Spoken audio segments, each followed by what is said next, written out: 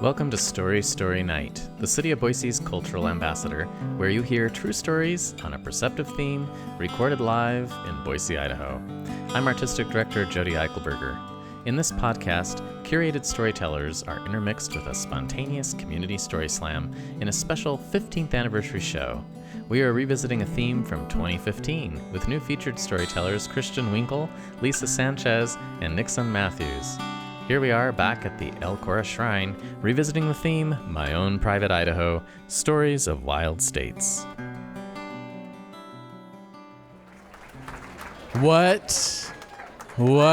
is happening right now? Wow, this is like some kind of trip we're all having together. Hello, welcome to Story Story Night special 15th anniversary show. I'm Jody Eichelberger, the producing artistic director, and my first show attending a main stage flagship show was at this venue back in 2014, I think it was. I'm totally out of order right now, but go ahead and stand up if you were here when Story Story Night was here. Let's see who that audience is that's made it this 9 years later.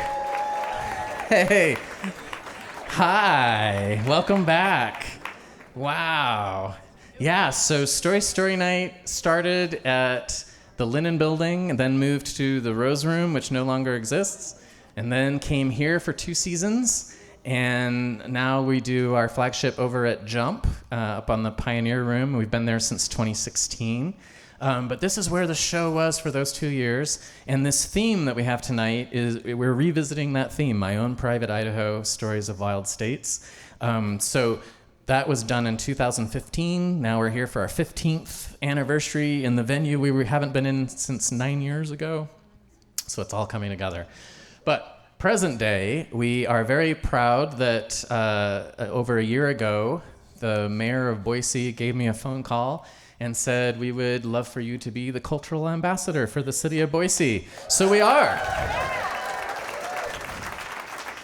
And we like to highlight all sorts of culture in Boise. Coming back to this building, I mean, this is a very iconic Boise building, you know, celebrating some Boise landscapes, like desert. We have desert, camels. I saw some llamas the other day. Some things are the same, some things are different. We had a lot of fun times here. Steven, our technical director, once had to shove wires together in order to get the sound to work. Our lighting was a little funky sometimes, but you know, look at all this stuff. And now they have fancy lighting effects like this.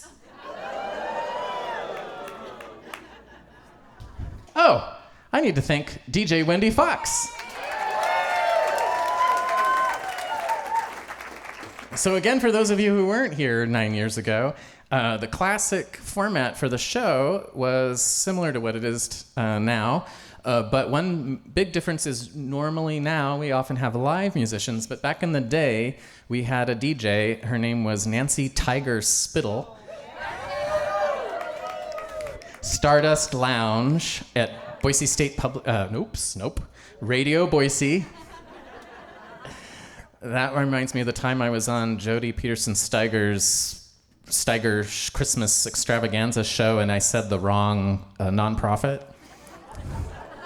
I said, so great to be supporting the Women and Children's Alliance. She's like, that's not who we are. Well, it's a good organization.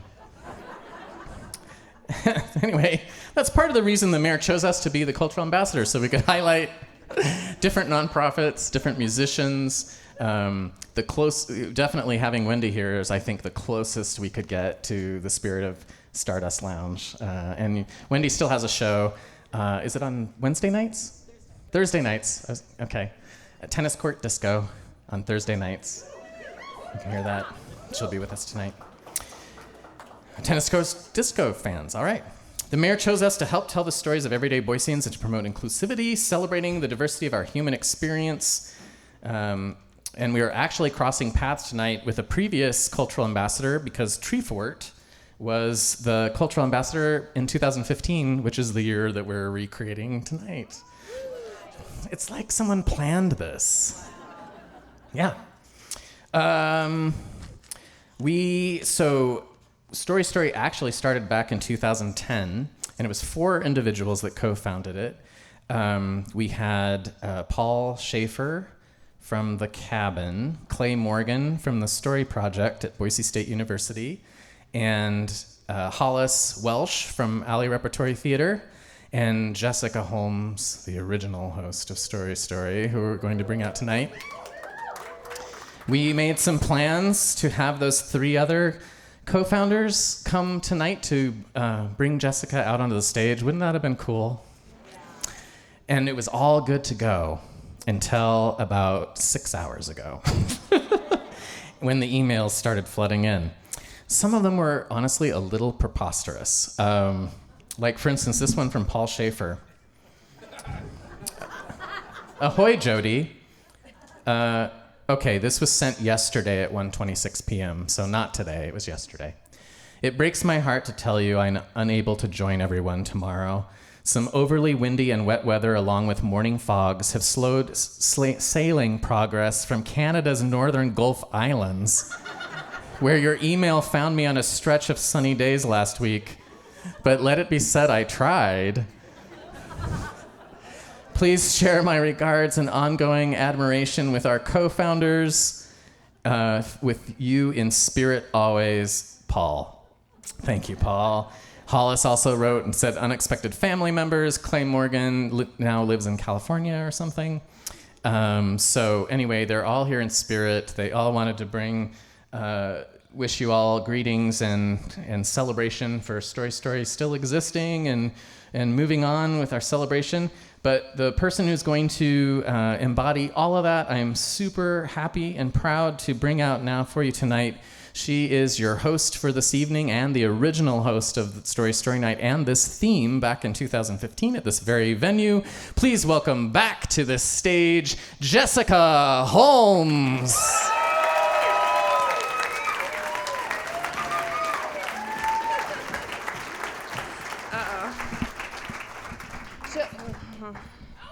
I'll pretend I know how to do this. Oh, I do. I'm a genius with microphones. I did notice something that was different about this stage setup, and we remedied it. There is a magic button that you can press backstage that, if you all think and wish hard enough, Jody will press, and something magical will happen. We'll see. Okay, or not. Or, oh, damn it. I tried so hard to get this to work. No, it's okay, it's not working. There is this wonderful crescent neon light that just descends from the roof and lights up your life, but apparently not tonight. Oh.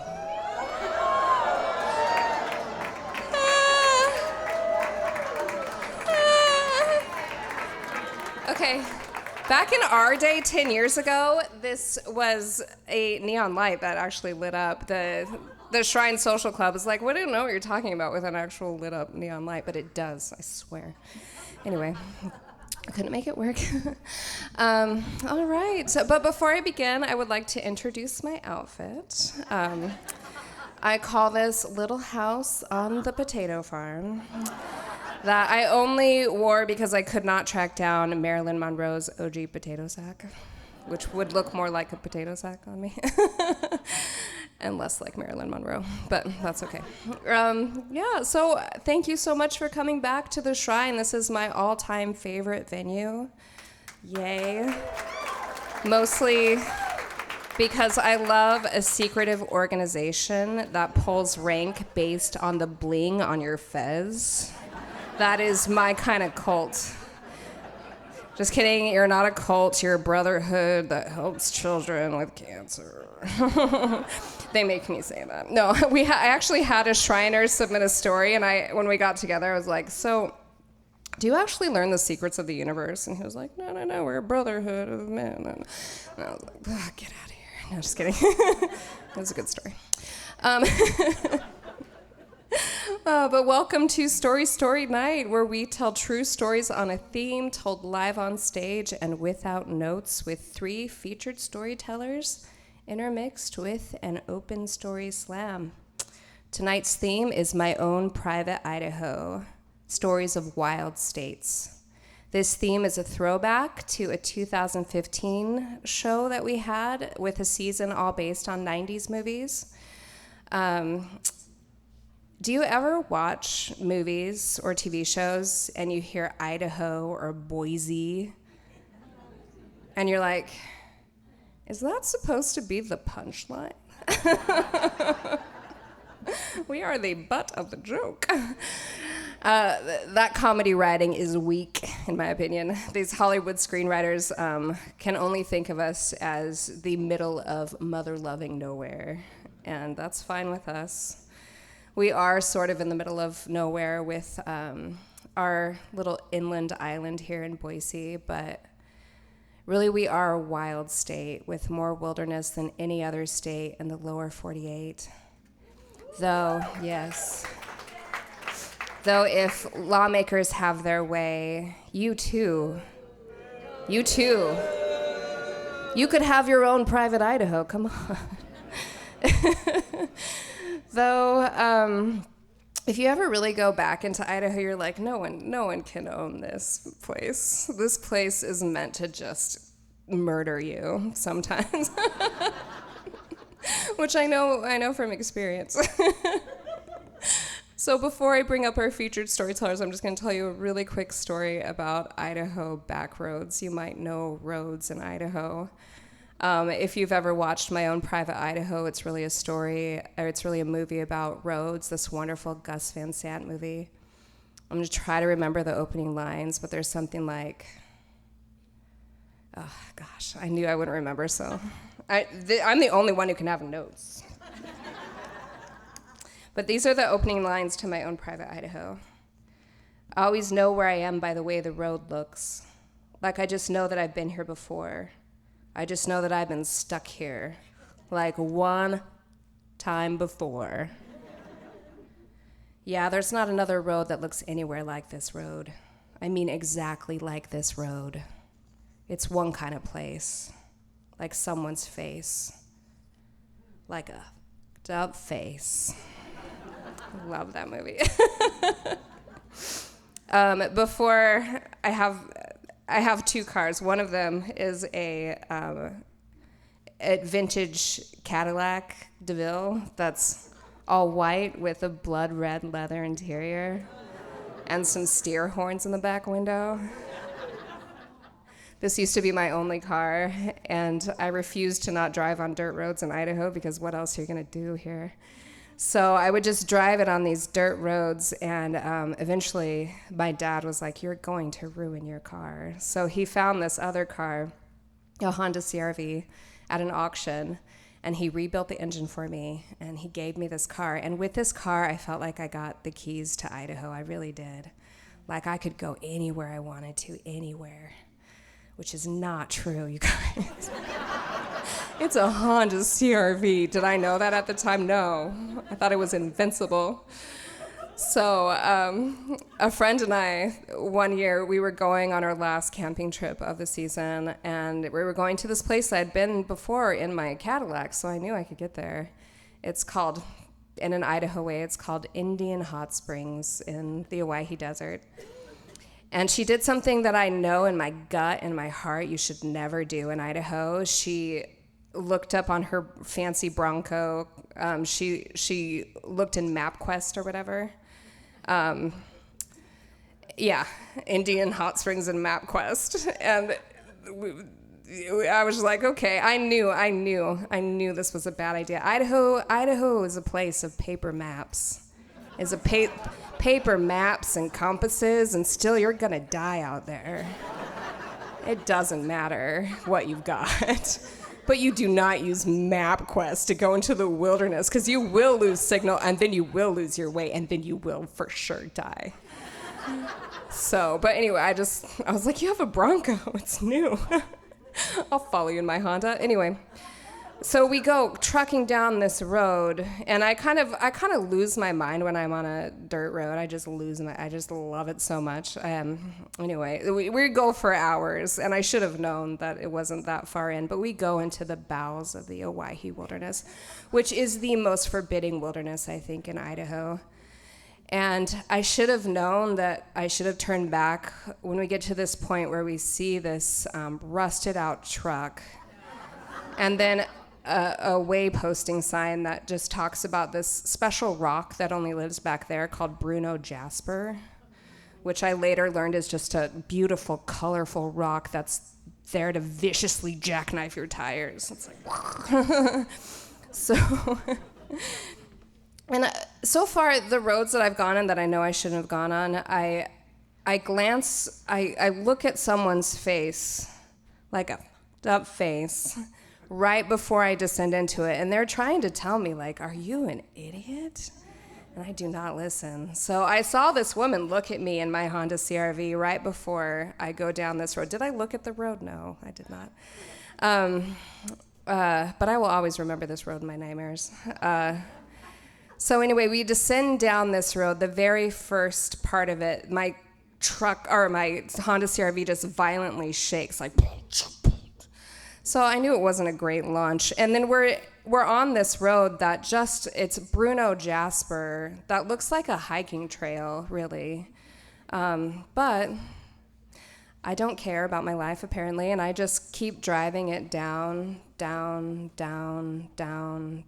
to the Bruno River and this beautiful place called Indian Hot Springs, which I thought I had been before, but I had not been before.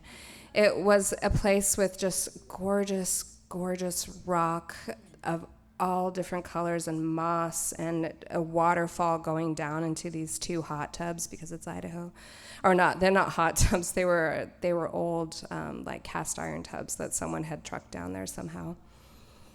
So the whole time we were there enjoying this place, I was just worried about that road back. I knew something was wrong with that road. So the whole time I'm thinking I had been here before, and I was thinking maybe we could get out this other way. And so the next day, I know, it's so stupid. I love that you know Idaho this well, that you know how stupid that was, because guess what? This was even less of a road than the other road. This was straight uphill with big pits of rocks and just absolutely terrifying. And as we turn a corner and I see the skull of a bighorn sheep, I'm like, oh, I think this is a sign that we're gonna die here. So I signal my Bronco friend to turn around. She has a Bronco and I have my CR-V, so it's fine. Anyway, we turn around on that road and I'm going down, and all of a sudden, one of my tires blows. Luckily, I have a full-size spare. It's something I brag about all the time. Full-size spare. So, and I had done this just the year before in Death Valley on an even worse road. So I knew how to change my tire within 20 minutes, and so I get it changed, and we keep going. I make it to the bottom. We make it back to go up this horrific Bruno Jasper, something happened in the beginning road. And as we start veering up that road, we see 4 side-by-sides come down because this is Idaho. And we face each other off like an Al Heathcock story, you know. Nobody died. But they did force us to back up on this road. I can barely back up on my neighborhood street, guys. I'm not gonna back up on a freaking trail. Anyway, I backed up on this trail. All I could think about was I got my spare is gone. If my tire blows, what am I gonna do? Like, I'm gonna ruin this for everyone. So my car would be there forever. But we end up backing up, and these side-by-sides find this little gully to like go straight up, and we keep going up this road, miraculously make it to that one point that I remember. And that one point that I remember looks like It looks like a granite like waterfall place, you know, where it's just rock. It's just like a cliff of rock, probably like this high. And I have no idea how I was gonna make it up. I put my car in second gear. My Bronco friend made it up, and I just pushed the gas. And yeah, I heard some scraping. Yeah, there was some definite scraping, but I make it up and my car is still running, because if I had not made it up, I would have tipped over. There was nothing to the side. I would have just tipped over. Goodbye, Jessica Holmes, and her CRV that she thinks is invincible. But but when I get to the top, we had to open this cattle gate, and I try and put my car in park. I realize it is stuck in second gear, like that Friends song, but real. So I drive for an hour in this dusty road with my car stuck in second gear until I get service enough to call my dad. And I call my dad and I say, "Dad, I pulled a Death Valley," which makes no objective sense to anyone but my dad. And he's just quiet. I thought I lost him. I was like, "Dad, are you there?" And he said, "Yeah, I'm just trying to diagnose that squeal." So I drive all the way back to Boise in second gear, including one terrifying highway mile, which I should never have done. And I get to my parents' house. My dad's a mechanic, and he goes out. He takes out the part. I think it's like a shifter or something. I'm not really sure what it was.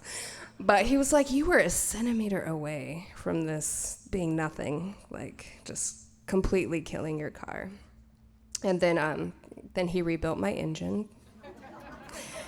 And I made it. But if you think you can own a piece of Idaho, good luck. It's gonna kill you. So watch out back there. But I would like to bring out now our 3 featured storytellers for the evening. Yay! Come out wherever you are and sit on one of these really beautiful but honestly pretty uncomfortable chairs that I own. Except for that middle one. That middle one might be comfortable. Okay, good call. They feel good for like 20 minutes, and then you're like, wait a second, vintage chair. You're an asshole. All right. Well, tonight, as I told you, we have 3 featured storytellers. They are all works of art. Look at that jumpsuit, tracksuit.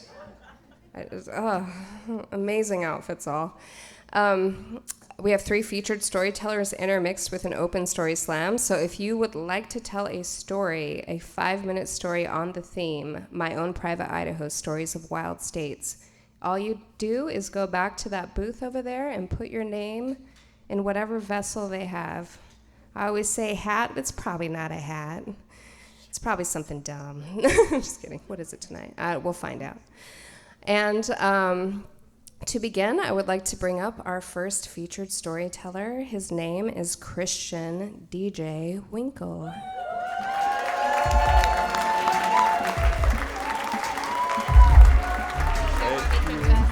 Thank you. Sure.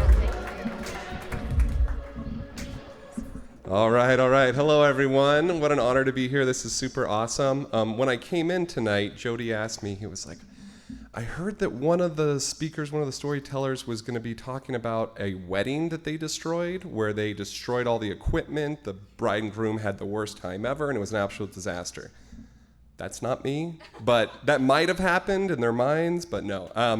My story is going to be a little bit different. It's about kind of my journey through mental health, love, and loss. So native from Boise here. My parents, Alan and Marianne, are here today. They're amazing people. Come from a family of 3 older sisters, only boys, so I like to say that I was raised with 4 moms, maybe 5, 6, the neighborhood moms. But yeah, I think I'm somebody who's been seen as having maybe a lot of potential, but not a lot of follow-through. And so his dad says I'm pretty hard on equipment, but my story's gonna start back in 2010, and things were going pretty well. I had a job, I was living with some family friends in a really cool house off of Harrison Boulevard, and I just had a lot of fun with them and was kind of in a relationship. I'll call it half of a relationship, where it's the classic term that some people call friend zone, where maybe you're the emotional side, but not the physical side. What would kind of happen is I would take care of the emotional needs, and then all of the physical needs were taken care of by a rotation of my best friends. Which I was okay with at the time for some dumb reason, but I thought it was great. And so things were going well, I thought. Had a job, an IT job, was going to school, and then the economy kind of crashed then. Lost my job, failed out of school. We had to move out, and then this is very sad, but in January of 2011 or 2010, the person that she was seeing at that time, he took his life. And that has actually been a pattern with a lot of people that I know. I've lost many friends from suicide, and he took his life, and that was extremely difficult. We were up at Tamarack Resort, and we'd asked him to come up and ski with us that weekend. And he was like, no, I'm just gonna stay in town. And we got the news on Facebook, and I was with this person, and I remember she had her little beagle with her, and when the news broke, she threw the dog at me, and I caught it, and she just crumbled into tears. So we drove back to Boise and started doing some of the funeral planning, and things just kind of started sliding from there with my mental health. I went to Bishop Kelly High School, where, BK. If you are not a doctor, lawyer, or business executive, in my mind, you're a failure. So, kind of a lot of pressure. So since my 10-year reunion was coming up around that time, I was feeling really depressed, lost, and I was like, I need to make a lot of money really fast. So how would you do that? Multi-level marketing schemes. So I joined a company called Primerica, and we were selling life insurance to people and doing dance parties and all this rah, and my own private iDAHO in my mind, I was getting hyped up. The idea of kind of getting high off your own supply. You're so lost that your brain just starts overcompensating. And I went into a manic episode. And I'm happy to talk about it. Went through a lot of EMDR to process it. But mania is something different. Your brain just moves a lot faster. The rules of reality kind of bend a little bit. I remember when I was at the Neurolux once, I was talking to these two nice ladies, and we're having a great chat, but they were only engaged with me. And I couldn't understand why. And I was like, why aren't you talking to anybody else on the patio? They're like, well, we're dead, and you're the only one who can see us. So things like this started happening, getting messages from God, trying to find all of these purposes. It got very out there. Now, luckily, my amazing parents who are here, they found an organization called NAMI, and that's the National Association of Mental Illness. Does anybody know about NAMI? They are an incredible organization. What they do is they educate people on how to support family members through mental health. So because they had that, I didn't have to go on a psych hold or anything like that. But when the mania kind of subsided, I went to a very low, dark place. So this was flipping my days and nights, spending a whole year in my parents' basement full of shame because what happened to Christian, he went crazy. Did you hear about Christian? He went insane. So that kind of chatter from all my BK friends, that's how I thought they saw me, and I was a total failure. So at that point, I couldn't really even feel. It was just playing video games with people. DJ Hero. You guys know what that DJ Hero is? Instead of Guitar Hero, it's a little turntable, DJ Hero. I was playing that a lot, and Call of Duty, staying up all night. My parents would never see me for like a week straight. And one of the only things that could allow me to feel again, to actually feel anything since I'd been so shut down, was music, especially mashups and electronic music. So, was working with a good counselor, and she was teaching me a lot of skills and went through some EMDR therapies and trauma regression therapies. At that time, my friend died. I think I told you, failed out of school, was very lost. And with my counselor, I was able to learn some skills, and it was hard doing that personal, deep mental health work. And the big weird thing is it's the lack of adversity, because you usually see people who have very adverse, difficult life circumstances. I'm the opposite of that. I have the lack of adversity. That was its own challenge to develop myself. So working with my counselor, started crawling out of the basement a little bit, day by day, seeing some of my friends again. And one day, my best friend Sam Joyce comes over, and he sees me playing DJ Hero, and he says, well, why don't you just do this in real life? Why don't you just cut out this video game nonsense and do this in real life? So I was working with my therapist, and we talked about it, and something almost as intimidating as this, me, 300 plus pounds, totally pale. They said my vitamin D level was one of the lowest they'd ever tested on somebody at the clinic.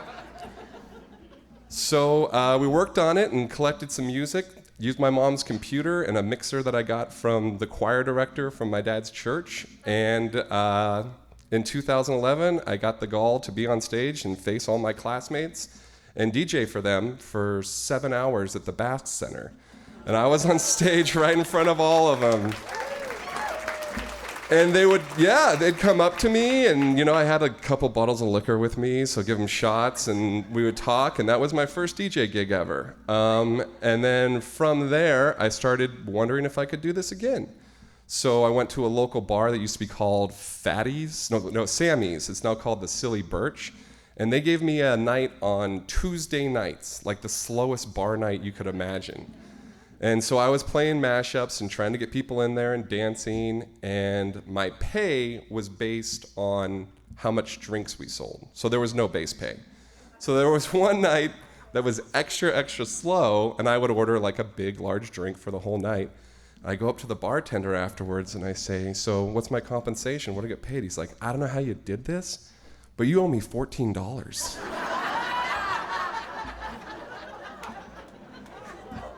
So, but through that residency, I met an amazing man. His name's Sean Strobel. He runs a place called CP Audio, which does all of the huge audio projects. And he took me under his wing. He said, hey, you want to learn how to do this for real?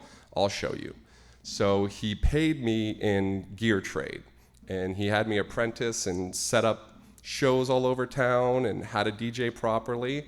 And around that time, another one of my friends said there's a radio station that just started up called Radio Boise. And I decided to go down there and talked with Kevin Moran and Wayne Burt and Jeff Abrams. And we talked, and I said, I'd like to put in for a show. And like, what type of show? And I said, a reggae show. And they're like, oh, great. So got it approved, and then what I say, follow through has always been hard for me. So I did nothing for a few weeks and lost the show. That's okay. Went back into my parents' kitchen and had the idea to start a show called Bangers and Mashups. And that's now been going for 13 years. So about that time, I was feeling like, okay, I'm starting to meet people in the community, starting to put myself out there a little bit more, and I had the idea to, maybe try to start dating again. And so I'd met a friend, his name's Joe Kafka, and we were like, hey, teach me how to start dating people. So we were hanging out a little bit, and one of my friends who's in the audience, Trevor Wright, he came back after our high school reunion, and he's an art guy. He's an amazing artist, just such a cool visual painter, and he was kind of not so into the friend group either. So he had the brilliant idea in our private iDAHO to drive up past Mountain Home next to Snake River Canyon and start hanging his artwork in the middle of nowhere.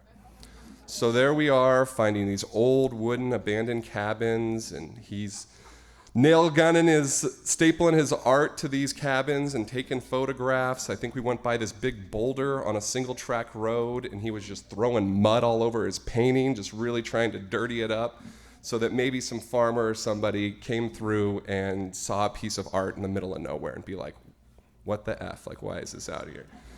So we're going down this single track road, and we're getting closer and closer to the canyon rim, and he kind of turns down, and we go down this little gully You see an edge line of like a farmer's place. There's some bluffs to the side, canyon rim, and if you've been near, Twin Falls, you know how deep that canyon is. And I start seeing these mounds in the distance, like just mounds everywhere. Found an Indian arrowhead, and I also found a couple rocks. And those rocks right here are very special to me, because these rocks right here, I got a text message from a special person that I really cared about. Well, I didn't know then. And her name is Nicole Marie Albertson. And she was the one that helped me put my life back together. And she is my now not so private iDAHO, because I was able to use these same rocks after we started dating for 6 years to ask her to marry me. And she's been my wife. We've been married for 10 years. So my private iDAHO, we've been together 10 years, is not so private anymore.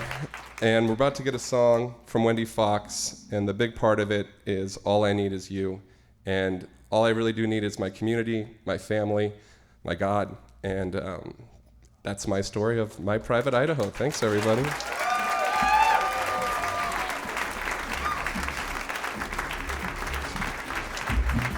Thank you so much, Christian. We played him off before he could get to the real denouement of the story. So I kind of want you to tell it. Would you mind? Yeah, I'm sorry. This story has a really good turning point. That's literal. Okay, so the turning point, I'm sorry, I should have watched my time a little better. But the turning point was when I'm driving with Trevor, we'll go back to that canyon with the Indian burial ground. I'm manifesting on this cliff for someone to come into my life. I'm ready, and I get this text message. Well, he gets the truck stuck down in the base of this canyon, and he's got like a white Toyota pickup truck. And we pushed it out of there, and if we would have been stuck, it would have been really bad. But up on this single-track road, have you ever been on like a single-track road that goes up a hill, and you can't tell what's left or right above you? Well, what's on the left is a 1,000-foot canyon drop, and what's on the right is safety. So we're going up, and I say, hard right, and we come out of it and come across. If he had not been such an ace on the wheel that day, I would not be here. We would have been a terrible, tragic headline. And the last thing I do want to say is just to put full circle on this. I'm currently on the executive board of NAMI iDAHO. So that went full circle to help serve the people who've served me, my family. And then I also work with 988, the Idaho Crisis and Suicide Hotline. I've been with them for the last 6 years. So if you are struggling or know someone who is struggling, please reach out. We want to stop the stigma of mental health and get people to be able to support each other properly, and you need the tools to do that, and both those organizations do a great job. Thank you, Story Night. Okay, also, I've heard this story a few times. So as he rounds that corner, he doesn't have cell service. There's no cell service out there. If you know, you know.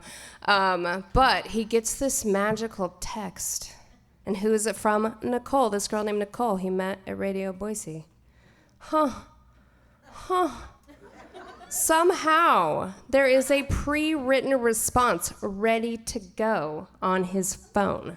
Because he has a Cyrano de Bergerac, if that's how you say that name, friend, who gave him tips on how to write to girls.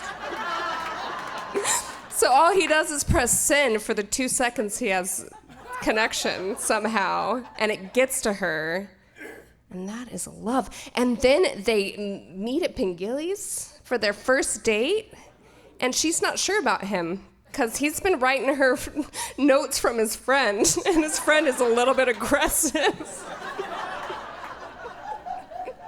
So, anyway, I'm sorry I'm finishing your story for you. But then they have their first kiss in the back, and they feel this kundalini energy that means true love, you guys. It was true love, and they're married now. Anyway, thank you. I love this story. This story I heard for the first time in this real surreal event that Story Night did at Jump called Dreams. It's this event they have called Illumibrate or something weird, where you just go into different rooms every 10 minutes and something happens to you, you know? And so Story Night set up a room that was a storytelling room. So for 4 hours, a friend and I told the same story over and over and over every 10 minutes to different audience. It was so weird. It was so surreal, but also fun and weird. Anyway, so at the very end of the night, Christian walks in, and he's the only person. We thought we were done, but he walks in, and we're like, reverse Uno, reverse card. You tell us a story, bitch. No. You're not supposed to swear, but... So Christian gets up and tells this amazing story. And I'm like, oh, we have to get this on stage. So I'm just so excited we got it on stage on a night when I was hosting, because I'm glad I got to tell the real interior story. I love it. It's a story about love and wilderness and the wilderness of the mind. You guys, it's so good. Oh, I love this story. Anyway, now it's time for your story. We're going to pull up our first story slammer of the night. What kind of vessel do you have tonight, weirdos? No. Who knows? Oh, it's a basket. A tisket, a tasket. You got a little basket. Oh, and it has a little... This is new. I like it.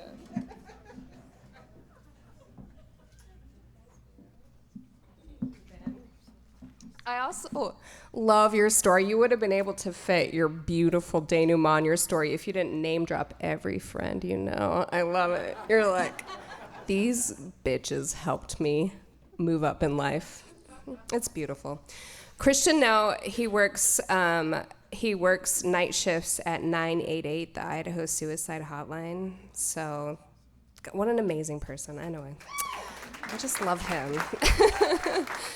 All right, our first story slammer of the night is Lauren. Elaine. What's your last name? I don't know. Lauren, are you here? Alan. Oh, I totally knew that. Just kidding, I didn't. Oh my gosh, you know my Danielle's. Oh my God, she lives right around the corner from me too, and I saw you at Albertsons yesterday. Oh, iDAHO. Oh, yeah. Oh, that was you. I thought it was you. Okay. Okay. Hello, everybody. I'm glad I can't see most of you. I'm totally unprepared. Didn't do anything. Was sitting there and thinking I should tell this story. But the one I wanted to tell tonight was actually about Hemingway, and he has this kind of mystique here in iDAHO. And I had the most amazing experience. I was asked to do this really cool project with the library up in Ketchum. So I actually just moved back about a year ago in August, and my husband and I and my daughter, we lived up in Ketchum for about 5 years. And prior to that, I had graduated from BSU with my master's. And while I was there, I was working with Rena Sanderson, and she was part of this letter collection of Hemingway's. And so with, I think it was Penn State, they're collecting like 14 volumes of Hemingway's letters, and they're going to publish them. And I was part of this small group of people who were collecting his letters and then annotating them. This is a long way around to how I came to Ketchum and back to Hemingway, who I've like always had this little schoolgirl crush on. Like I always thought like the young Hemingway, I would just like swoon, like I would have no control. Even though he was like a total monster sometimes, and he was also like this brilliant artist. It says a lot about me, actually. Anyway, so Jenny Emery, she's the director at the library. She came to me with this really unique idea, and it comes from this guy named Les Waters. Les Waters is a director from, I think, Berkeley. Anyways, he'd come to the iDAHO, went to Hemingway's grave, and saw all of this detritus on Hemingway's grave and thought, like, what is all this? It was like beer bottles and cans and little trinkets and garbage, and so he got really intrigued and started asking all these questions. So Jenny knows about my interest in Hemingway. She knows I have some scholarly work there. So she comes to me and she says, hey, I've got this idea. And I'm like, okay, cool, give it to me. And she's like, I want you to spend the entire year cataloging and collecting the things that are left on Hemingway's grave. And I'm like, oh, okay. So I just become a low-level grave robber. And I started in a March, and if you guys know about Ketchum in March, it's not spring and lovely and wonderful. It's cold and windy and wet and snowy. And anyways, so I start in March, and I have this whole plan. I'm gonna start collecting things every week on Sunday. So I start in March, and I go out there the first time, and boy, I'm left with a mess. It is like soggy cigars. Do you know what those smell like? It's like terrible. And like just bottles of liquor. One guy brought 3 fireballs, like every time. This will come up later, but all year, every week, 3 fireballs. I could not understand it. There was a Pepto-Bismol tablet left once. Anyways, I'll never forget that first one because I had to scrape things out of the snow, like pushing and trying to put, and coins like you wouldn't believe. So here I am digging coins out of the snow and the ice, putting them in bags because they stunk so bad, I had to put them in like sealable bags. And then I put them in this big container in my house because they all just reeked. Anyways, so that was my first experience, was just digging things out. And from that first week in March was this kind of year-long project where every week I went back to the grave and collected it and became this kind of ritual, this almost like a devotion that I had to this grave. And it was the strangest, most surreal thing I've ever done. And there's this one night I'll never forget. I'm laying in, it's a Sunday night. I think it's maybe January. No, it's not January, because it's one of the first snows. It was December. So I'm laying there with my daughter and my dog, and I've got this big fat Bernese mountain dog, and his head's in my lap, and I'm seeing the snowflakes fall, and I think, oh my God, I didn't go today. I'm like, I forgot to go to the grave. So I get into the car. I'm so tired, I'm sleepy. I get in the car and I drive as fast as I can. I can't see anything. It's just those quarter-size flakes falling onto my thing. So I get out and I think, okay, I'm cool. I'm in a graveyard at night and it's snowing and I can't hear anything. And I'm on the phone with my mom. I'm like, Mom, oh my God, I'm in the dark. I'm at Hemingway's grave and now I have to go to the grave and I have to grab all this garbage because people just leave garbage on the grave. And so I'm like, but you've got to stay with me. You can't leave me, Mom. She's like, okay. So I'm walking to the grave, and out of nowhere, a herd of elk come stampeding through the grave. I drop my phone in the snow. I'm running and screaming. And I'm like, oh my God, what just happened? I can hear my mom on the phone screaming through the snow, like, Lauren! So I grab the phone, I pick it up, I'm like, Mom, I think I'm okay, but it was just the elk, and blah, blah, blah. So I calm myself down, I grab all of the wet, snowy garbage off the thing, put it in my plastic bag, and put it away. Anyways, a couple of things that came up that I thought were really interesting, and I think, like I said, there's the Pepto-Bismol tablet. There's the letters. People left letters and poems that were gorgeous and beautiful. Somebody left a cat collar, and if anybody knows about their Hemingway lore, he knows that they were in love with cats, or Hemingway was in love with cats. A fishing lure with Papa on it, which I thought was sweet.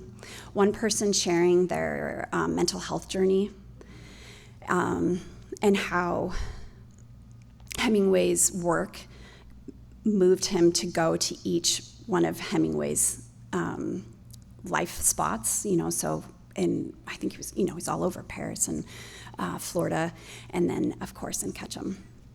I'm trying to think of other fun things. Just so many liquor bottles. So if you ever go to Hemingway's grave, do not leave garbage in liquor bottles. Okay, I guess I'm being pushed off, but last thing I want to say is just think about when you do go to honor the dead, whoever it is, choose wisely. And think of the person on the other end cleaning up that grave. All right, thank you.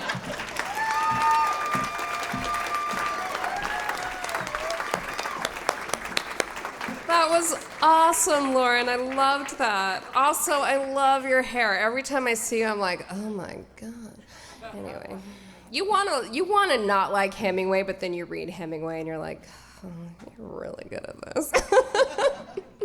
All right, so now for our second featured storyteller, I would like to bring onto the stage or to the microphone, Lisa Sanchez.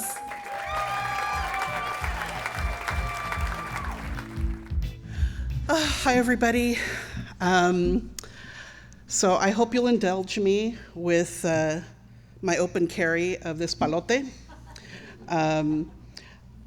This little piece of wood traveled with me from Buckeye, Arizona to Hayburn, Idaho. And my travel mates were my grandmother, Juanita Peña Espinosa, and my mother, Janie Espinosa Ortiz, and my brother, Candelario Candy Ortiz. And we came to Idaho because there was a very similar road to what we are all traveling right now, but it was called the Reagan administration. And so there was a change in the way we were doing things, and that change cost my mother her job. My mom was she worked for a federal agency called a Community Action Program, and which was wonderful because it made it possible for her as a Black woman, as a farm worker, to leave the fields and to be able to work in a professional job. She did not have a high school diploma, so an agency like that made it possible for her to still use her talents. And so with the loss of that job, we had to seek our fortunes elsewhere. And so my mom loaded us up in a 1972 Cadillac DeVille, which was not red on the interior, it was forest green. And we loaded that thing up. My brother and I were in the back seat. My grandmother was riding shotgun with this palote, and our heads were hitting the roof of the vehicle. It was very unsafe. But I remember when we pulled in to my tia Narcisa's house in Hayburn, I remember the song that was playing on the radio as we pulled into her driveway. It was Man Eater by Hall & Oates. And I just remember my mom very slowly, gingerly trying to pull into the driveway, but ka-thunk, we were really stressing out that suspension. But I remember the day because of that song. I think if we all spend some time thinking about it, I think we all have songs that are really meshed into these powerful transitional moments in our life where we know something big's about to happen. And it also happened to be around the time that, kids are just, hyped up. Halloween was going to be in a few days because this was October 27th, 1982. And I was so excited that we got to be in Idaho around Halloween because, it's an opportunity for every adult who hands out candy to be an ambassador to the children that come to their door. The old white lady in Hayburn who greeted us was not the best ambassador for Hayburn or Idaho. But I remember going up to her door with my cousin Bonnie and my little brother, and we knocked on the door, and we've got our little bags, and trick or treat. And I remember the lady looking at me and my cousin Bonnie, and she said, "You look too old to be trick-or-treating." And in fairness to her, I've looked at those pictures from when I was 11. I did look too old to be trick-or-treating. But when you've gone through things, it ages you. And so she begrudgingly gave us candy. And as she was about to drop candy in my brother's bag, she looks back at me and Bonnie again and she goes, "And don't you dare steal his candy."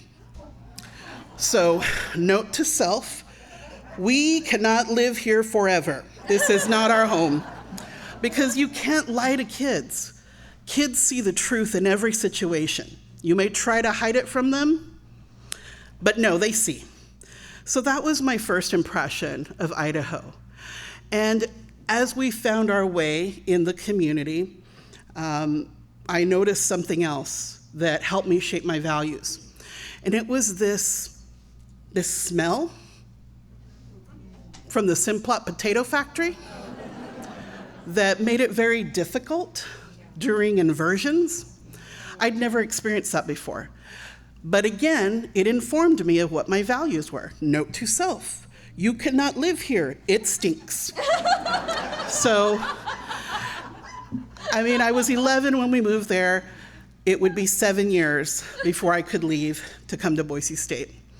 And thank goodness that I had the kind of family that never gave up. They found a way to make the most of any situation that we were in. And so when we first moved there, my mom couldn't find work. No one would hire this person who was a very hard worker, but she was Black and Catholic and fat, and she had these 2 kids and this elderly mother and, you know, no high school diploma. And so my mom had to sign us up for welfare for a little while. And I'll never forget, you know, being in that welfare office and my mom crying, because I'd never seen her cry before. And the welfare caseworker that we had was so nice. And she asked my mom, she goes, "Janie, how old were you when you started working?" And my mom said, "I was 7 years old when I started working in the fields." And the woman said to her, "Janie, you have been working much longer than you ever should have, but you've been paying into this safety net known as welfare, known as food stamps. And there's no reason to feel ashamed. That's what this program is for. It's for when people run into hard times and they need a little extra help. So think about this as the government giving your money back till you get back on your feet." And shortly thereafter, my mom opened up a restaurant. Thank you. My mom opened up a restaurant where she made the food, Nana made the tortillas, I was the waitress, and my brother was the busboy. But eventually, we made our way in the community, and my mom had that restaurant for 3 years, long enough for her to be known by the community, to overcome these labels that we have of each other, and for her to be a valued member of the community. And so she started working the graveyard shift at Simplot. And, you know, it was the 80s.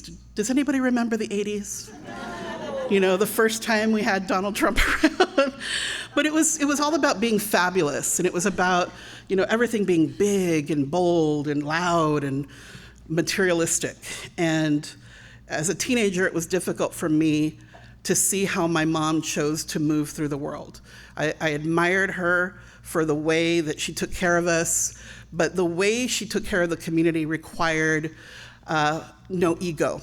And as a teenager in the 80s, it was difficult for me to see my mother convert our rented houses, detached garage into living quarters for people who were struggling with housing instability, undocumented immigrants. And I remember one day saying to her, I said, "Mom, don't you think people are gonna think it's weird that we have people living in our garage?" And my mother said to me, "Mija, you know what I think is weird? I think it's weird that we would ever build a little house for a car." Because that's what a garage is. It's a little house for a car. And cars are meant to be outside, and they're meant to be in the snow and the rain and the sun, but people aren't. People are not meant to be outside in the hot sun and the rain and the snow. There's nothing like Mexican Catholic guilt. It's really good. So I remember, you know, just always struggling to get some time with our mother because she was so devout in her belief system as a Catholic. And I remember one time coming home from college once, I said, "Mom, can I get 1 hour of not answering the door, not answering the phone?" And she was, "Elizabeth, do you know why I do all that I do for the community? It's because one day I might not be here. And I hope that if one of my children needs help, that somebody in the community will remember what I did to help and that they will be there for my child." Again, so good. And fortunately, at that time, we still had a federal program that I could take advantage of, and that was the College Assistance Migrant Program. It's a federal scholarship program for farm workers or the children of farm workers. I happened to be both. And so that's how I was able to leave Burley and come to Boise State. And I loved being at the university. I loved being able to do all the things I couldn't do in the 80s because I was helping support our family. But you know when you're working towards a goal and you're halfway there, but it's so hard to keep your steam going because you got another halfway to go? And for me, I was going to school. I had patchworked all these different little jobs together to try to make it. At the end of the month, I'd have $5 to go crazy with, you know? And I just remember one day I felt the steam leaving me. And I thought, no, I can't stop. I got to keep going. And so I did something that I hadn't done since I was a little girl. And I got on my knees and I prayed. And I got down on 4th and Grove is where my little basement apartment is still at this point. And I got on my knees and I prayed to God, but I didn't pray the Catholic prayers. I didn't recite the Lord's Prayer or the Hail Mary, even though it was a Hail Mary. I just was very direct. And I said, Jesus, I think I could get it together if you could just take care of rent for a year. In your name. And I went on with my day. And not long after that, and at that time, now I don't care that people know I love and believe in God. But back then I was still, again, a little self-conscious about things, so I didn't tell anybody about that. But not long after that, I end up being invited to a memorial service for my friend Gilbert Ortega, who back in the 90s was known as Tambourine Man. So Gilbert worked at Murphy's, which does not exist anymore. He was one of the chefs. And Gilbert was so in love with life that when he would get done with his shift, he wouldn't even change out of his chef whites. All greasy, all gunked up, he would go to the Emerald City Club. Does anybody remember the Emerald? With his tambourine and play his tambourine as we all danced to the disco music back in the 90s.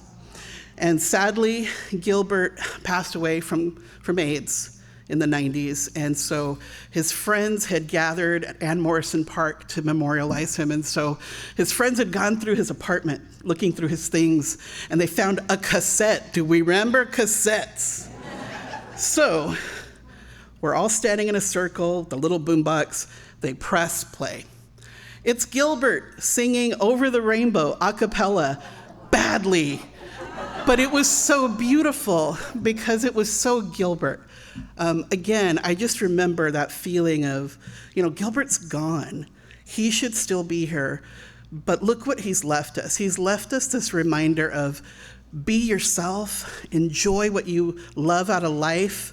It's the last thing you're going to give to people.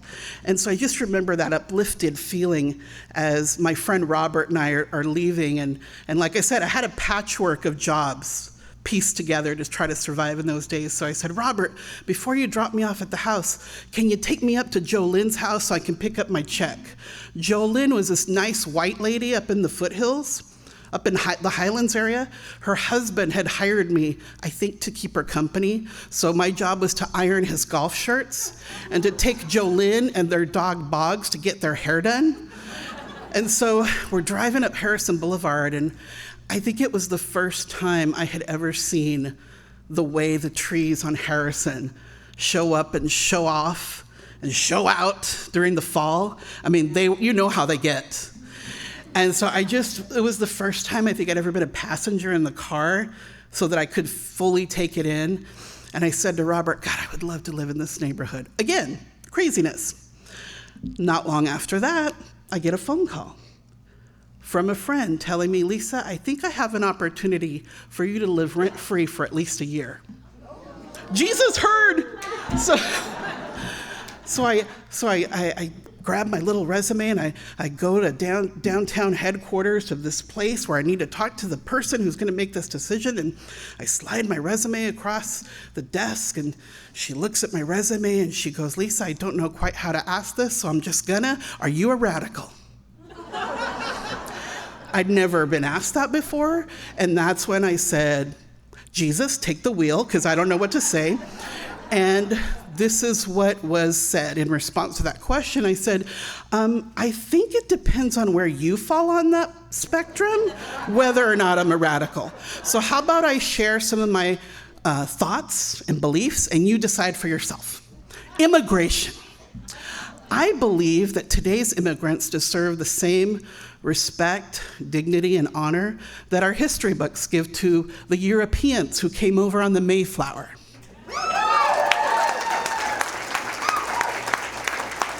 And this nice person said, "You don't think these people are coming over here to take advantage of our welfare system?" Again, I've never been asked this question, so this is what 23-year-old Lisa said. I said, "Well, you'll have to forgive me. I only went to public school. So this is what I learned there. I was taught the initial attempts to settle the eastern part of our continent failed because these folks didn't know how to farm until the original inhabitants of the land stepped forward, showed compassion and grace, and showed them how to farm the land. That sounds like a welfare system to me and the American way that we welcome the newcomer." But let me put it this way. You don't have to worry that when you leave and you leave me in your house, that I'm gonna burn my bra on your front lawn. So I knew I'd blown it. You know, I leave the headquarters and I think to myself, well, you literally asked God for this, and he gave it to you on a silver platter surrounded with tater tots and french fries, and you blew it, Sanchez. So a couple of days later, I get a phone call from the nice person, and they say, "Lisa, it was lovely meeting you. I really enjoyed our conversation. The last person to live in the old nanny's quarters smoked and had a cat. So give me a couple of days to get the carpets and the drapes clean, and you can move in." So for 7 years, I was Gay Simplat's full-time house sitter on Harrison Boulevard, where my major job was to hand out candy on Halloween.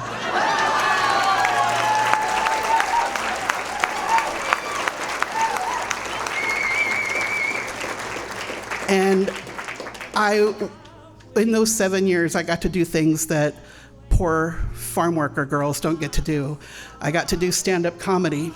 I got to act in local theater. I got to be an instructor with the iDAHO Theater for Youth.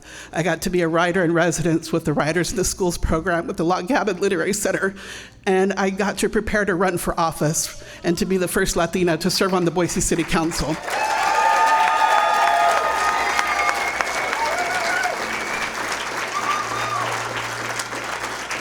And I got to meet John Otter, my neighbor, in 2020, and thank him, because I'd never met him in all these years. I'd met all his sisters, but I'd never met him. And when I met him, I burst into tears because I didn't realize he was who he is. And I said, "I don't think I ever properly thanked your mother. Your mother changed my life by being my patron for those 7 years. And I didn't know that she was getting me ready to run for office and to serve on the Boise City Council." And John said, "And you're doing an excellent job." And I'm very proud of that $1,000 that John gave me in 2021. And so I say this to you right now. I think people are afraid to be their authentic selves. They're afraid to be who they are because there's a good reason to be afraid. There are people in our midst who aren't strong enough to be in rooms with other people who are strong. And so on the day that the iDAHO Supreme Court decided not to uphold my appeal against the city of Boise for what I believe was my unlawful removal from the Boise City Council, I say thank you for being here tonight and for being good Boiseans. Thank you.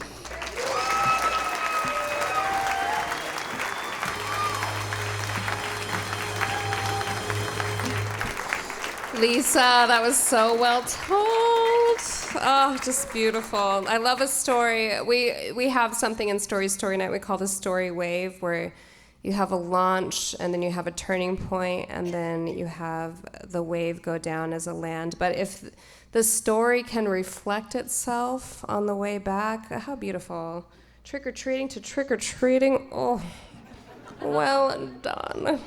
I forgot that I was supposed to be giving out books this whole time. I'm so sorry, Jody. I think this is an iDAHO author. Yes, Painted Noir. It's a noir book. Huh? I don't know anything else about it. Jody will probably tell you more. Before we go to intermission, I would like to bring Jody back on stage to say something. I don't know what. Well, I have my own mic now. I have my own mic now. That's how fabulous I am now. But I was not fabulous in the 80s. I had the braces and the thick glasses full of scum and the little caterpillar hair. And yeah. So let's imagine we're back in that really cool time of Christian's life in 2010, which also happens to be the year that Story Story Night started. Few years go by, and Story Story Night initially was not a nonprofit, but that happened, and the 3 individuals who signed the nonprofit are here tonight, so I just want to bring them up on stage real quick. And that is Allison Haas, Bob Haycock, and Chris Query. Yep, there they are. Come on up.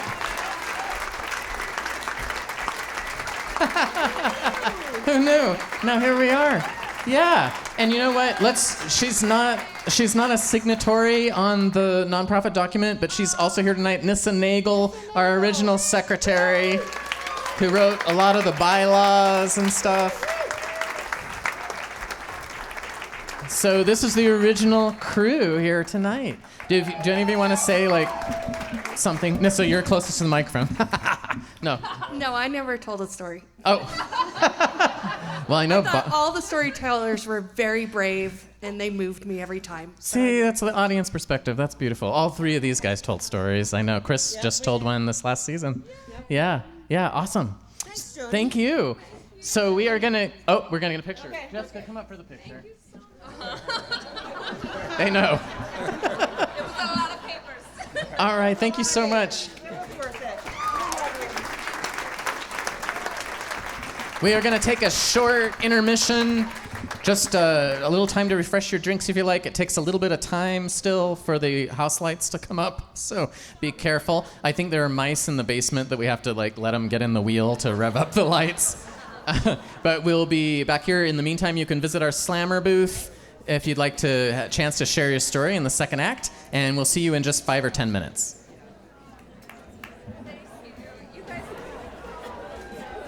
Sorry for the short intermission. I know this is one of the best parts of Story Story Night, is being able to talk with the community and say hi to everybody you know. But hey, guess what the shrine is now? It is a social center. So there's also, the whole downstairs is open, I think, after this, and we have time to gather and talk, and it's beautiful. Thank you all. I know those stories went a little bit over, but they were so worth it, in my opinion. Amazing job. I'm just so proud of these storytellers. You should see the way that these stories really turned out after our practice. It's just gorgeous. And I can't wait to hear our last featured storyteller for the evening. Who is it? It's Nikson Matthews.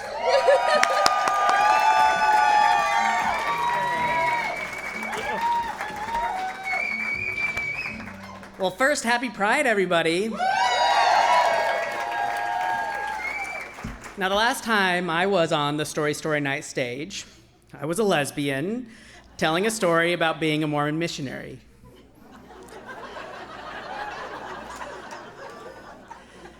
Now, I am a proud trans person, and in a little bit, I'm going to talk about being a state senator. So shit's wild.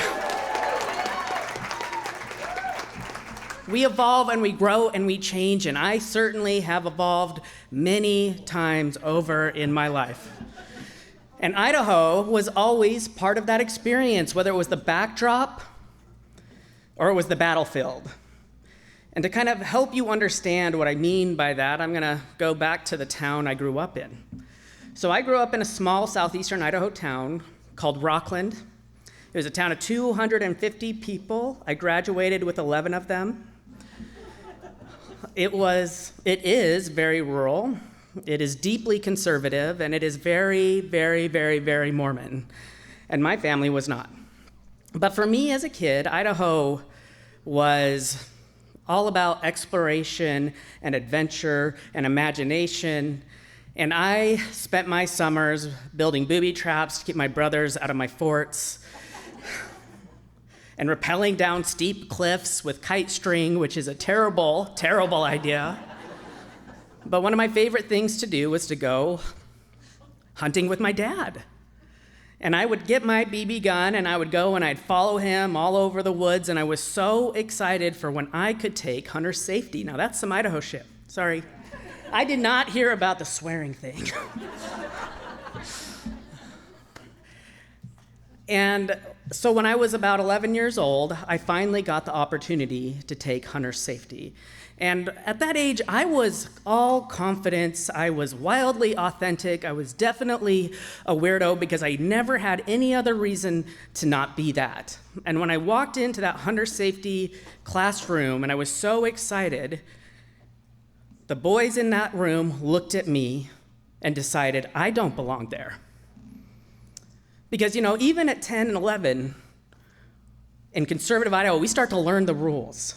This is what boys do, and this is what girls do. This is what girls cannot do. And I was breaking the rules. And that was the first time I started to feel that confidence crack. And I remember going home, and I was laying in my bed, and I closed my eyes as tight as I could, and I thought if I focused just hard enough, if I did it just right, I would wake up and I'd be a boy, because I didn't want to break the rules. I just wanted to be me. And it never worked. And then you continue on and you continue to have those experiences. I got kicked out of the bathroom. I couldn't play the sports that I wanted to, and that confidence continued to drop. And it came to a point where I knew I wanted to survive, but in order to survive, the only thing I could think to do was adapt. And so I grew my hair out long, and I got the Abercrombie tees and the white puka shell necklaces. And I talked to all the girls in my class about all the boys that I had crushes on, but I really had crushes on all the girls. And I made some of the best, most romantic bird CDs for these girls. The signs were there. And I knew it. I knew that I was different. But it was the 90s, and it was southeastern Idaho, and I didn't have the language to understand how I felt, but I understood I was different. And so it was around this time that there were these two books that were pretty influential in my life. And the first book was the encyclopedia. Now, every self-respecting family in the 90s had a whole set covered in dust in their living room. And I remember one day when I'm just really struggling, and I'm like, who am I need to understand? I'm hearing all these things, and I've only heard gay as a slur or a joke. And I didn't want to be that, but I needed to understand what it meant. So I go out into this living room, and I look through the books, and I grab the one that's G, and I lay down on the ground, and I start flipping through the pages, and I'm like this. Because I was certain if anybody saw me looking at the G encyclopedia, they knew that I'd be looking up the word gay, and I was too scared. But I read it, I read the definition, and it clicks. And I'm like, okay, that's me. Now I have a word, and I hated it because it was terrifying. Because again, it was a joke and it was a slur. It was nothing good. Now the second book that had a big impact on me was the Book of Mormon. Growing up in a very Mormon, or very, very Mormon town, it's many Mormons. A lot of Mormons, in all respect. But I did learn from my friends and from my peers that if you were one of those kind of people, the Mormon church could help fix you. And from the encyclopedia, I had just learned I was one of those kind of people. And so I started reading the Book of Mormon, and I learned obedience is salvation, and I needed salvation. So at 18 years old, I joined the Mormon Church. And at 21, I served a mission in the Canada-Winnipeg mission, and I worked my butt off. I was out knocking doors in negative 50 degrees, and I was running down the street after people with the Book of Mormon, and I thought if I just worked hard enough, I could change. In fact, I had a mission president. He was a good old Southern boy. He's big, and he had white hair, and he had a booming voice, and he said to me one day, seeing how hard I worked, he said, "Sister Matthews, if only you'd have been born a boy, you'd be assistant to the president by now." And obviously, that didn't happen, but what did is I fell in love with my last companion. And I was devastated because I just worked so hard. I was literally running down the road after people to tell them about this church. And nothing had changed. I hadn't found my salvation, and I went into a depression that I didn't know if I was going to come out of. I didn't know how to come out of it, but just like I did earlier, I wanted to survive. And so I left iDAHO. And it was only for a year, but it was an important year because I was able to collect myself. And so when I came back a year later and I was going to Boise State University, it didn't take long for me to go from return missionary to out and proud Dandy Dyke.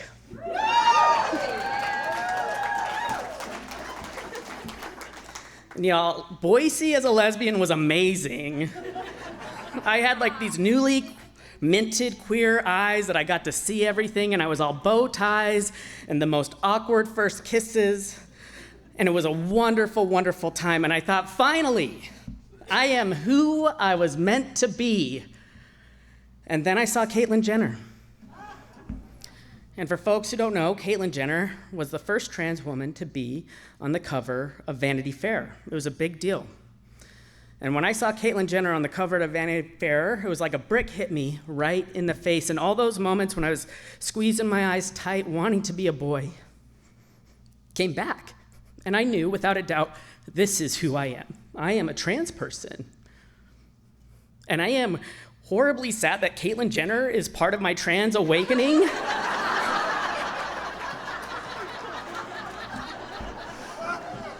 But here we are. I made it. And it was exciting and it was scary, and I started taking testosterone, and I came out and I changed my name, and I recorded every voice drop and every voice crack and put it on social media because I was just so proud of being trans. But being trans in iDAHO is scary, and it is dangerous, and it is still dangerous today. Suddenly, I was being yelled at as I was walking down the street. People were saying terrible things to me, threatening me in the grocery store. TSA experiences were absolutely horrific. And once again, I found myself needing to survive, and so I left again. And I went to Seattle. And it was a great decision for me, best decision of my life, because I started dating my amazing partner, who is now my spouse.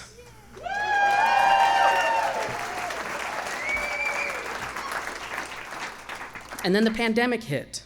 And suddenly, surprisingly, I found myself missing iDAHO, which was shocking, honestly. And then a job opportunity came up in iDAHO, and my partner Riley and I are like, do we move to iDAHO? And everybody else is like, you're gonna move to iDAHO? And as we were packing up our belongings in the cardboard boxes, we made a promise to each other that if we're gonna be in iDAHO, we are gonna do everything we can to fight for our community, and we have been doing that.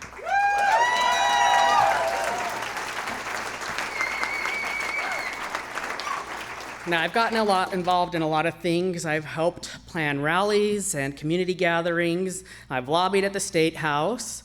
I have testified countless times against terrible legislation targeting the community. And I ran for office. And I ran in the most competitive race in the state, and I got second place.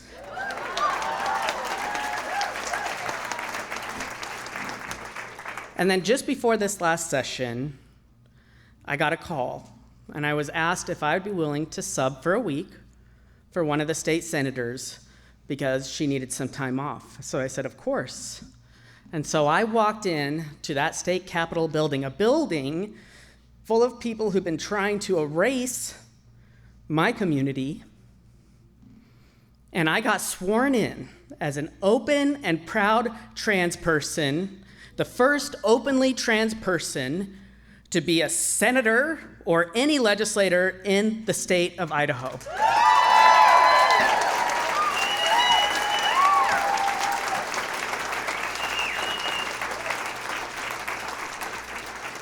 And so every day I went in and I had to get a new suit for this.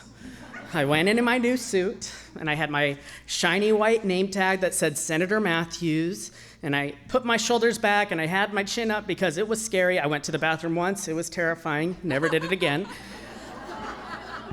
And I was not going to let them see me scared, though, and I was there to do the work. And every day I sat next to Senator Brandon Shippey.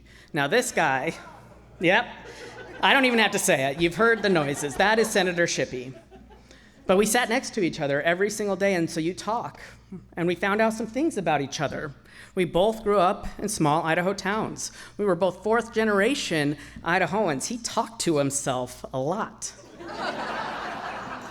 But I took that time. I took that time to get to know the other senators because I wanted them to have a face with the community that they were attacking. And that week ended, and the next week came, and I showed up at that Capitol building to testify against HB 270, which was the Indecent Exposure Bill, a bill that criminalizes trans bodies. Criminalizes. And I stood in front of these people that I had just sat next to the week before, asking them to see our humanity, asking them to please vote no on passing this forward. And then the time for the votes happen. And it's yes, yes, yes, and we get to Senator Shippey. And he says no. He says no. And he asks to explain his vote. And he says, I'm worried if we pass this bill, then we are saying trans people are real. And the air went out of the room. I'm surrounded by trans people, my community, who have just testified in front of these people who I sat next to. And it was a gut punch. And y'all, that is what Idaho is for trans and queer people. Idaho is a beautiful backdrop, but it is a vicious battlefield if you are other. If you are queer, if you are trans, if you are BIPOC, if you are an immigrant, if you are disabled, if you are other, if you're a woman, this is a battlefield. But it's also been the most amazing community that I have ever experienced in my life. This is embarrassing, but I'm gonna tell you, a friend of mine brought buttons that are like Team Nikson, I think. These are the people who show up for me, and I show up for them, and that is what our community is we fight for each other, and we love each other, and we take care of each other, and we share this Idaho home together, and our home is worth fighting for.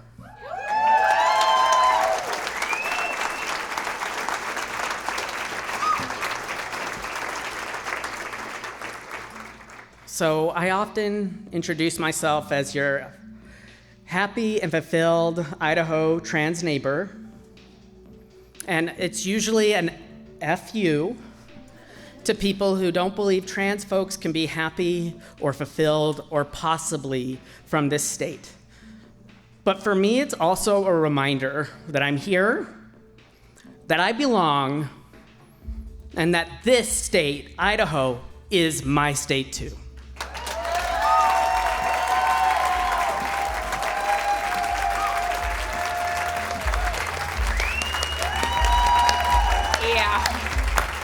That was great. Oh my God, Nikson. Standing O. That is so rare, I have to say. I've only seen standing O's like 4 times, I think. Hey, I think all of you deserve a standing O. This was an amazing featured storytelling class of 2025. My own private Idaho Redux. These guys, love them. This was gorgeous. I think we all get what my own private Idaho means, right? Let's see if our story slammers want to follow that. Good luck. Good luck to whoever you will be. Just kidding, you're gonna be great. You have 5 minutes to tell a true story on the theme, my own private Idaho. Please bring up this wonderful basket that you have today with the flaps.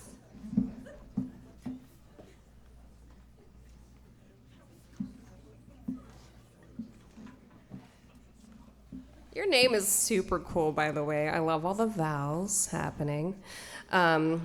Cecita Petit. Patty? Cecilia. I totally got that. You can say your name correctly.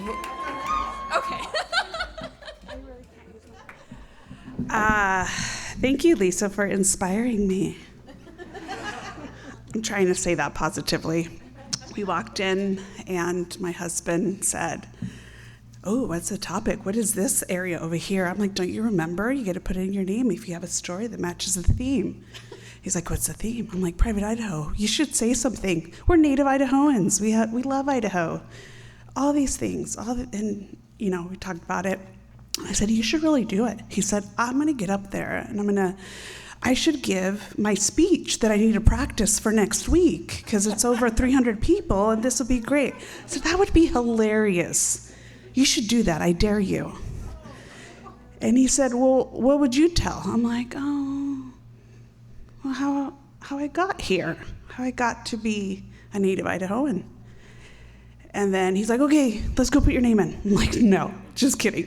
No. And then Lisa tells her story. And there's so many connections. And she, at the end, talks about how there's a certain demographic of people, and as the last speaker also mentioned, a lot of demographic of people, a lot of demographics, are scared. And as human beings, what do we connect with? Maybe not labels, definitely not othering people, but we connect to stories. And so I felt, well, I'll put my name in because it won't get picked. I never get picked. Why'd you pick my name? So if it's meant to be, if God wants it. So if you don't like my story, just remember, God wanted you to hear it, okay? Okay. I'm gonna put that out there. No. So, there are people that are scared. Not only undocumented people, as was mentioned earlier, but also people that also now have work visas. They've been so excited for so long to have a work visa, and they have it, and they are now still scared.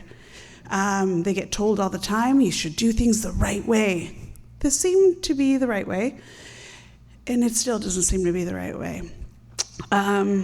There were a lot of connections, like I said, with what Lisa said. I'm also first generation American. I'm a camper. I attended BSU through the College Assistant Migrant Program as well. And more importantly, I wanted to share the story because I'm not supposed to be here. Okay, and you live your life a little bit different when you live it knowing you shouldn't be here, okay? I'm not supposed to be here. So, but clearly, as God wants it to be, I'm supposed to share my story. I'm not supposed to be here because I am a product of an undocumented human being, okay? Think about what you were doing at 16 years old. My dad came into this country illegally But you got to remember, in the 80s, as we talked about, the wonderful 80s, things were different. The border was different as well, okay? I want to back up a little bit because somebody said I couldn't use my notes because I wasn't going to be telling a story. So I'm here. I'm first generation. I'm first generation college graduate from BSU. Go Broncos. I also live just not exactly on Harrison, but I share an alley with the people that live on Harrison. That's pretty close. I get to watch those trees that Lisa mentioned, all the time. My kids go to a school, Riverstone Elementary, go Otters, with the Otters children as well. They are my friends, okay? None of that is supposed to be happening. I'm not supposed to live this life, right? Because my dad came here illegally. And we get told, those people, the others, they shouldn't be here, okay? So for the majority of my life, I knew that. And I'm not here to talk about the legality. It was illegal. That's a fact. I can't argue that. But I'm going to tell you my story.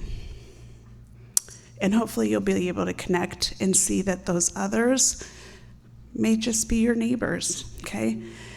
Or an educator in the community. I graduated from BSU in 2003 with my education degree, and I've been in education ever since then. Last week, I just finished a Holocaust Education Institute where we provide professional development for teachers from all over the valley on Holocaust education. I facilitated that. I am also a BSU instructor. Very proud of all that. Again, I'm not supposed to be there, okay? Is that my time? Is that what that is? I know, it's so fast, but that story was gorgeous. Well, I'm not completely done yet. Let me see. I'm just getting started now. Okay, now I just want to forward that, fast forward really, really fast. I have siblings. I'm one of 4, and one of them is a DACA kid, or a dreamer. Some of you might know that. And I petitioned for him in 1999. Again, we're trying to do it the right way. 9/11 happened, stopped everything. 2012-ish, I got a call from an ICE agent. We got that figured out. There was a letter that was returned to a wrong address. He figured out in 5 minutes what attorneys couldn't do. Anyway, we've been trying to do it the right way. My brother, last year, 2024, received his worker's visa after my dad became a U.S. naturalized citizen. He never thought he'd have to do that, petitioned for him. My mother did as well, petitioned for him, and his wife petitioned for him. We've been trying to do it the right way. And I've been trying to right that wrong as a member of your community, and just want to share that story that we're all part of the community, and we love Idaho, all of us native Idahoans. My time's up. You're so beautiful.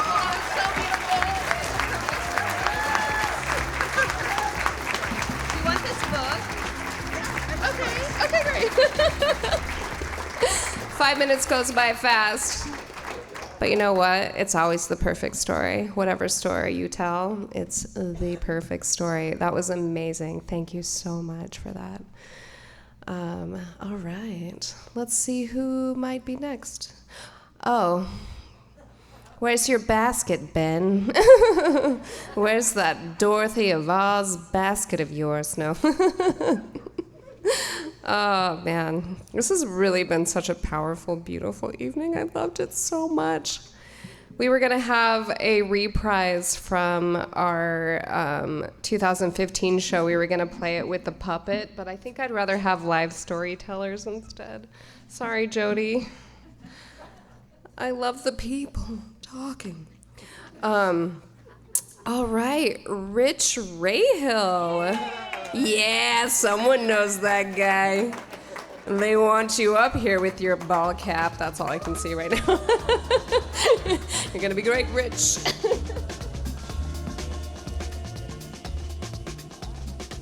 Okay, good evening. My wild Idaho story started in Boise. My brother came out from New York City, where he spent he's always been there, south of 14th Street, and he comes out to Idaho and he wants to have a rural experience. So we jump in my Bronco and we head to Atlanta, and it's a rough road. He's having a hard time. There's a lot of dust. So we go to Atlanta, and then we do a little hiking, and we come back out, and we're going to go to Bonneville Hot Springs because we need a bath or whatever. So we're still listening to KBOI. We're on day 3, and because I have AM. So we come into Bonneville Hot Springs, and back in the day, you came around a circle, and that was the campground.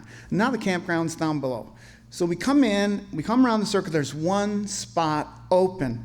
And he goes, oh my God, he's hangry. He goes, oh my God. I go, there's no way I'm going to that spot. And he goes, why? I go, there's the wickedest bad vibe coming from that place. So we drive past, and he's out of his mind now. So I go down, and I said, this is Idaho, we'll find our own spot. We're still in the hot spring area. I drive off on the side because I'm in a Bronco, and we don't have a grill or anything, so I set my hibachi down, and it's like, I don't know, July, maybe August, and I start the coals, and we go up and take a soak. And so I'm thinking, this could be bad. So we start on our way back, and we're coming into the campground, and the camp spot that I wouldn't go to is still empty. And so as we're coming down that little hill toward the campground, I see one of the guys sitting at the table, and his arm is coming around like this. And I said to my brother, is that a gun? And the other guy on the other side of the table is going like this. This is no good. And he keeps the gun coming around. The guy on the other side of the table pulls his pistol and shoots him across the picnic table. Dead. That was my first murder. And so we go down, I check the fire, everything is okay there. And so I come back and I go, I'm gonna go talk to that guy. He goes, you're out of your mind. So I go back, the dead guy, his feet are still on the floor, his ass is still on the seat, and his head is on the, it's on the little concrete slab. So I sit down next to the shooter, and I said, so, you've had a busy day. Oh my God. What happened? And he said, well, we've been drinking some, and we've been shooting some, and this guy has been sort of a problem all day. And so I said, well, what do you mean by that? He said, well, we ran out of beer, so he went down to the Sourdough Cafe and got an 18 of Keystone Light. And on the way down, he's on the back, the shooter's brother's motorcycle, the dead guy's on the back, and he's shooting at oncoming traffic. This is not a nice guy. So I said, well, how did you get to this part of the thing? And he said, he kept drawing on me, and I kept saying, I don't know if you're serious or not, but if you do it again, I'm gonna treat it like you're serious. And that's why the gun went like this, and like that, and like this, and when it came around the last time, he pulled. And so somebody ran during this period down to the Sourdough, because there were no cell phones. This was 88 or 89, and they called Idaho County, the sheriff, no, Boise County Sheriff, And they came over from Horseshoe Bend. Took them 4 hours to get there. They could not move the body. There was a fire truck down there from the Loman area, 2 fire trucks that were going to clean the site, which needed cleaning pretty badly. But nothing happened until the whole thing. So he told me why he was there. He had a bad back. His mom had a bad back. They were there for the curative effects of the baths. And so I got to talk to the mom. And the mom had a Marlboro hanging from her lip the entire time. But by the end of it, I learned afterward that the dead guy was from Idaho City. And they did a coroner's inquest. And everybody testified. They didn't call me. Everybody testified. And they determined that it was a righteous shoot. No charges were ever filed. And people in Idaho City said, can we take up a collection to give to this guy? They were so happy that this fella was no longer going to be in their town. And that's all I got. Oh. Thank you. Amazing story. That was amazing. Your story's better than whatever that is, I think. Yeah. You got it. Oh my God. I mean, this is what we expected from this theme, right? Right? Is it not? Is it not? I just want to commend you for your reading of vibes. You knew immediately that campsite was no good. That's some vibe reading there, top level. But yet you're willing to face those vibes head on. That guy's corpse is right next to you. God, that was a good story. Oh, this is why we do this, you guys. We do it for that. So good luck, whoever follows this story. This is probably our last story. I don't know what time is it, probably. Yeah, so our last story slammer of the night. Good luck to you.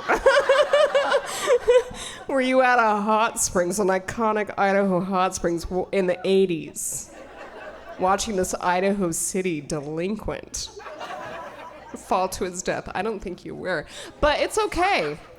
Your story's probably fine. No.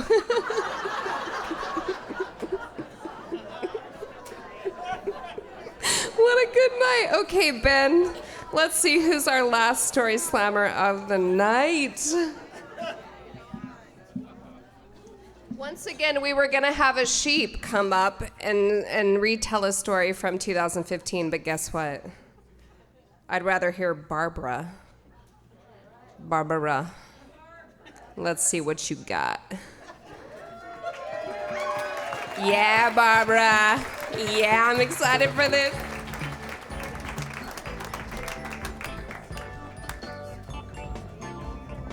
Don't think so. So that, yes, a hard act to follow, all the hard acts to follow.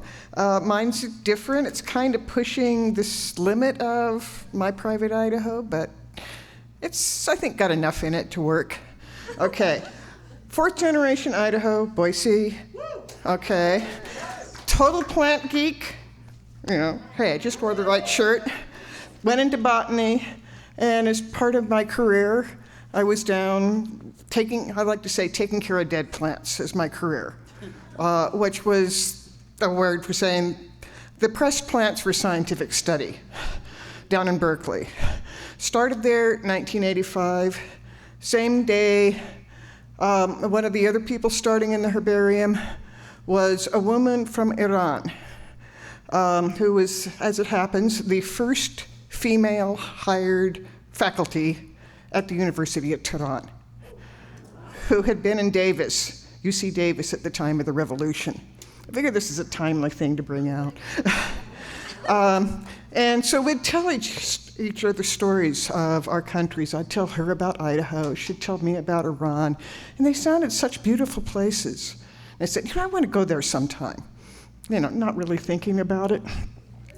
But then it was 1998 when Khatami, who was a reformist candidate in Iran, got elected as president in Iran. And he sent a challenge for scholarly interchange with the United States. Fawzi, my friend, comes around to several of us in the herbarium and says, I'm going to write a letter to the president of Iran suggesting that, in honor of what he's doing, that inviting a group of botanists from the United States would be appropriate. Do you want to go? And I said, right. You're going to write to the president of Iran and invite us to come. Sure, go ahead. 5 months later, letters come from several universities in Iran inviting us to go. And I'm going, oh, now what do I do? I was in New York at the time that the hostage parade went through. And I was kind of, what am I doing? And then I said, okay, this is one of the few countries in the Mideast at the time that the insurgents are pro-American. And if anything happens to us, it's egg on the face of the people who are inviting us. And I'd really like to go see what this country's like. So at this point, only Fawzi and I could be the ones to go. And it was amazing. I mean, and okay, is there an Idaho connection? If you wanted to choose a place of the world that's most like Idaho, Iran's a good place to check out. I mean, sagebrush. I could take pictures and show you, which one's Idaho, which one's Iran. And you'd have trouble telling. Lots of the same general. Lots of our weeds are from that area. Lots of our crop plants are from that area. One of my favorite stories is, being dragged around is, we went to this little village up in the mountains. I mean, I got to see more of Iran than most Iranians at this point. We were shown, we were standing around and I noticed some of the other botanists from the university were trying to puzzle out the name of a plant that was growing there. And I said, oh, that's perfoliate peppergrass. It's a weed all over Idaho. So that was kind of one thing that was going on. I remember we went to the tomb of Omar Khayyam, and on the way there smelling, sounds like a a sugar beet factory. Yep, it was. I was at home, but it was kind of, there were lessons that I felt we could learn of driving over the crest of the Elborz Mountains. By the way, there's a ski resort beyond Tehran, if you didn't know. You just have to dress differently. But I was looking forward, it's so similar. I was waiting to get to the conifer forest. And we get up there and we go down the other side and no conifer forest. Well, this is what happens, I don't know for certain, but this is what happens when you've had 10,000 years of human occupation without regulation of how much forest gets cut down. Just kind of things to consider. Let's see, other things I could say. Oh, I do have a picture of me with a sack of potatoes. They grow them in northwestern Iran. So, yeah. Oh, and then, so it's just lovely getting shown and giving talks and meeting all these wonderful people, and actually managed to bring a few of them to Idaho. One of them, Lasani, was here. It was when, Max was running for mayor and got to meet with him for those. But just anyhow, my 5 minutes is over, sorry. But I just wanted to share with you, what a wonderful similarities there were, and bringing people in both ways. And it was a moving experience, and it's the sort of thing I think of at this point. And I'm glad I've had the chance to share it. Thank you.